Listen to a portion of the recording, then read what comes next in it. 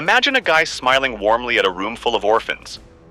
He helps them eat, gently tucks them into bed, and calls them his precious children, with real, genuine affection in his voice.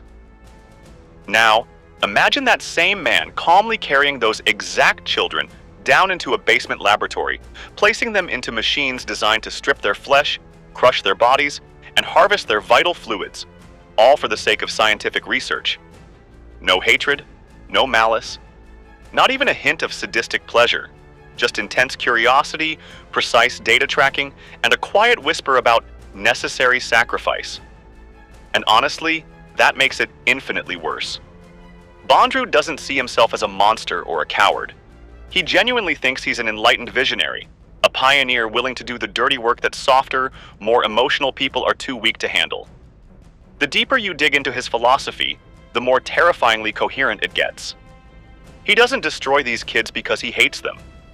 He destroys them because he loves them, and he thinks their agonizing deaths are the only way humanity can ascend.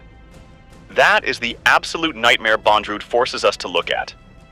This is Beyond the Villain, where we unmask evil, one story at a time.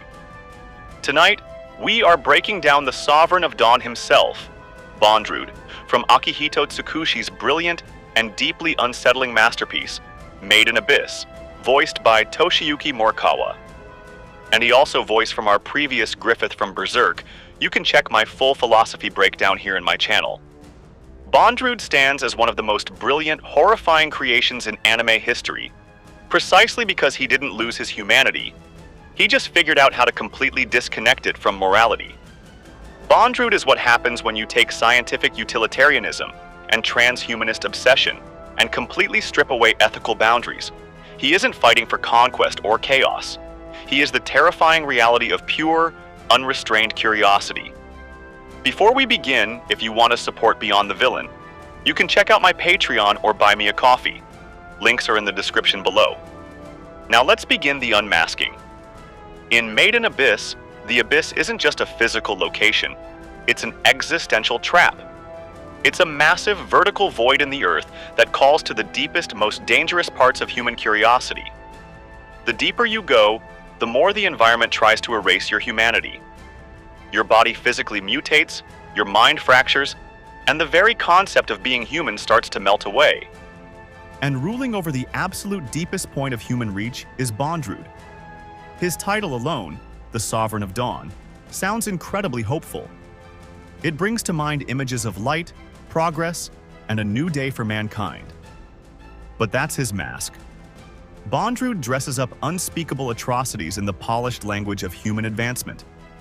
When you first meet him, he doesn't give off any traditional villain vibes. He's completely calm, profoundly polite, and carries himself with an almost holy elegance. He speaks softly, shows deep respect to his colleagues, and treats even his worst enemies with flawless courtesy. And that absolute stillness is what makes your skin crawl. Most villains eventually snap. They show their cracks, they scream, or they let their ego blow up their plans. Bondrewd never does. He has this flat, unshakable conviction that humanity is a flawed, limited design that needs to be forcefully evolved. To him, the horrific suffering of a few dozen children isn't a tragedy. It's just a line item in a budget. It's the overhead cost of progress. He wasn't born an alien entity. At one point, he was just a brilliant researcher totally obsessed with conquering the void. But then he hit a wall. The curse of the abyss. If you try to ascend from the deep layers, the physical strain turns your body into jelly or kills you instantly. But Bondrewd figured out a loophole. He realized that if you map the psychological and physical burden of the curse onto a child who loves you, their body will absorb the lethal effects while you reap the benefits. So, he built the cartridges. He took living, breathing kids, systematically cut away their limbs, removed their non-essential organs, and packed their remaining vital structures into portable, insulated briefcases. He literally turned children into disposable batteries to keep himself safe from a magical decompression sickness. And here's the most twisted part of his mind. He never forgets them. He remembers every single one of their names, their favorite foods, and their childhood dreams. He actually loves them. But in his cold mathematical equation of life, human advancement is simply worth more than human innocence. Look at Prushka. She was a broken girl he rescued, raised, and loved as a daughter. She looked up at his terrifying masked face and saw a heroic father.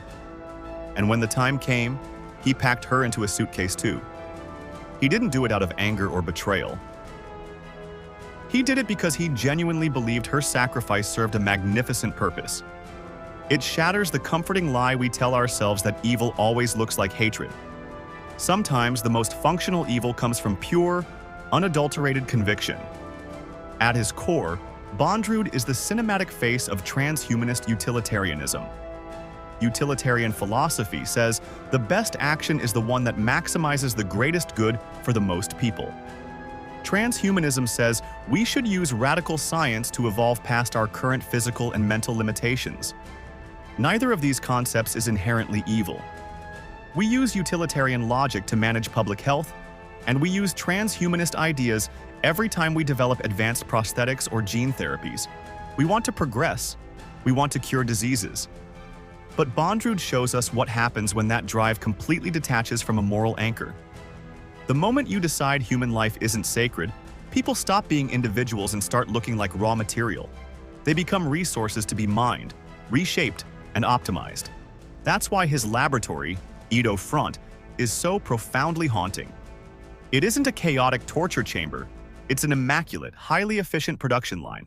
It's a factory where children are neatly organized into processing bins, while the supervisor politely thanks them for their service. It proves a chilling truth about the universe. A monster doesn't have to hate you to take everything from you. Standing in direct opposition to this meat grinder philosophy are Rico, Reg, and Nanachi. It's not that they don't care about discovery.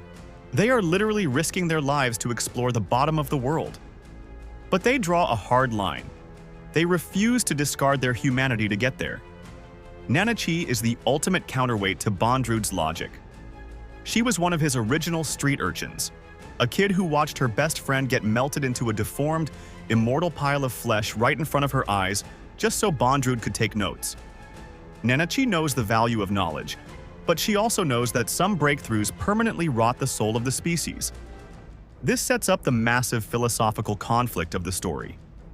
Is progress actually progress if it destroys the very things that make us human in the first place?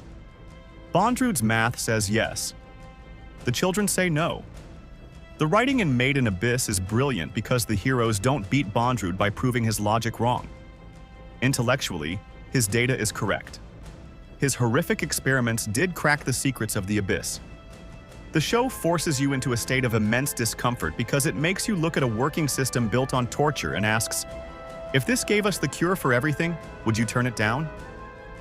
The heroes answer that by defending individual dignity at all costs, even if it means staying vulnerable, while Bondrewd demands absolute certainty paid for in blood. We see Bondrewd's shadow all over human history. He lives in every single historical atrocity where scientific curiosity outran moral responsibility. Look at the documentation from the real world. During World War II, Nazi physicians conducted unspeakable experiments on prisoners under the banner of military medicine and genetic advancement. Around the same time, Imperial Japan's Unit 731 was actively dissecting living human beings to study biological warfare, treating their subjects as maruta, which literally translates to logs. In the West, projects like the Tuskegee syphilis study allowed vulnerable people to suffer from an easily treatable illness for 40 years, just to keep the research data clean. The people running those programs weren't cartoon characters twirling their mustaches. They were highly educated, elite professionals who believed they were serving the future. They convinced themselves that the end game justified the immediate horror.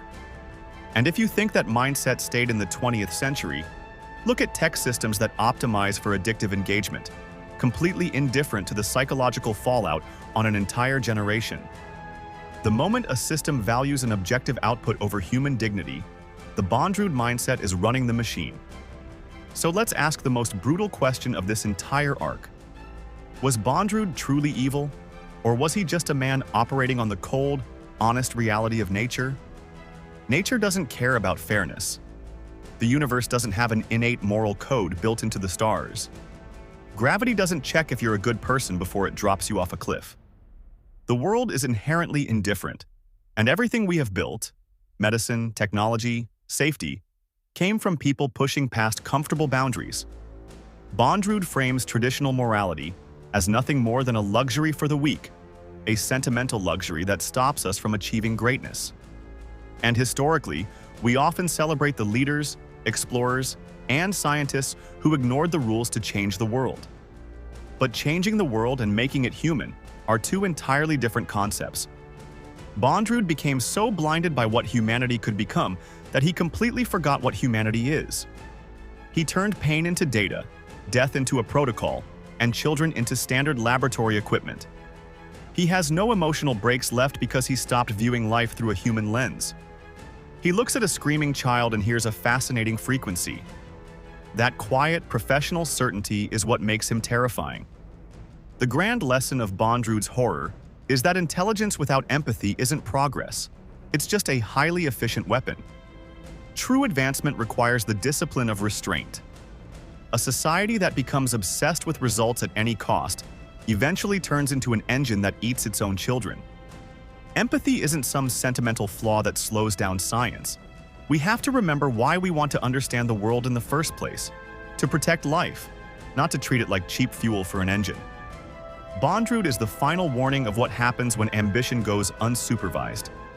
He didn't want to watch the world burn. He wanted to build a staircase to the heavens, and he didn't care how many small bodies he had to stack to reach the top. The most dangerous villains aren't the ones trying to destroy us out of malice. It's the ones who calmly look us in the eye, tell us they love us, and turn us into a science experiment for our own good. So, let's leave it with this. Is Bondrewd a complete anomaly? Or is he the logical endpoint of a world that values progress over everything else? If a system gave you the ultimate answer to life, but it cost the innocence of one child, would you take the deal? This has been Beyond the Villain, where we unmask evil, one story at a time. What do you think? Let me know your thoughts in the comments below. Please subscribe to my YouTube channel to get the latest unmasking of every villain and check out my other videos. Thank you for watching, and peace.